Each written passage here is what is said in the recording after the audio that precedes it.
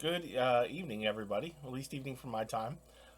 Today's devotional that I'm going to do is titled, You Can't Be Unloved. So let me ask you a question. Have you ever had one of those days where your phone dies on you? Maybe you're driving in a car and you need your Google Maps and your phone just dies and the charger's not working, or maybe you spill some coffee on your shirt, or maybe your brain checks out halfway through your Bible class and you bring up a great point, but then you can't remember the verse you're talking about, and everybody in your class is looking at you like you're stupid or you don't know what you're talking about, and you feel and you just feel like that walking disaster. Well, yeah, we've all had those days, right? And on some of those days, I start to wonder, God, are you sure you still love me? Do you not see what I just said in front of my entire Bible class? Do you not just see the mess of a human that I am? The messed up person that I am? And that's what I want to share with you. One of the most powerful, one of the most energizing, one of the most honestly hype inducing passages in the Bible, right? It's from Romans chapter 8, verses 31 to 39. So let's get into this. If God is for us, who can ever be against us? Can anything ever separate us from Christ's love? No. Despite all these things, overwhelming victory is ours through Christ who loved us. Now let's pause right there. Overwhelming victory? Not just a W, not just squeaking by, but overwhelming victory. Paul didn't say, well, maybe we'll win if we try hard enough. He said it's done. We win. Jesus already did it. Now, Paul wrote this while the early Christians were going through real trials. They were going through persecution, rejection, even death. And what does he say in that moment? He doesn't say, "Hey guys, try to hang in there. Maybe things are going to get better."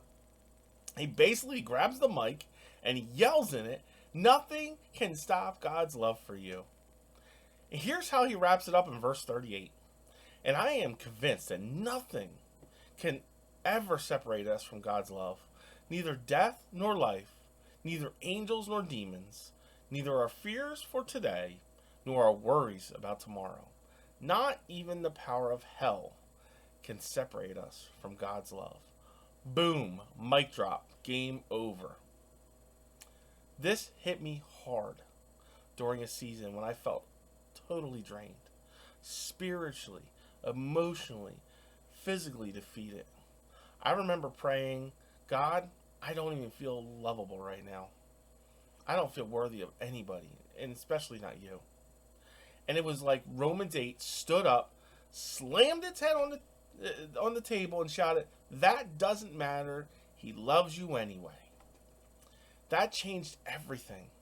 I realized I didn't have to fight for God's love. I could rest in it. Let me tell you something we all need to hear. You cannot be unloved by God. You cannot sin your way out of it. You cannot fail your way out of it. You can't even doubt your way out of it. God's love isn't like your phone signal. It doesn't drop in bad locations. It's not a mood. It's a promise. And Paul says nothing, not death, not fear, not your past, not even the devil can cut you off from it. That means when you're feeling insecure, you're feeling anxious, forgotten, or just straight up defeated, you're still loved. Verse 37 says, overwhelming victory is ours through Christ who loved us. That's not just good news. Let's shout out loud, dance in your kitchen, jump on the countertop, sing in the car, stand in your computer chair you're sitting in right now, taking your class news. So next time the enemy whispers, "You're too far gone. You're not good enough.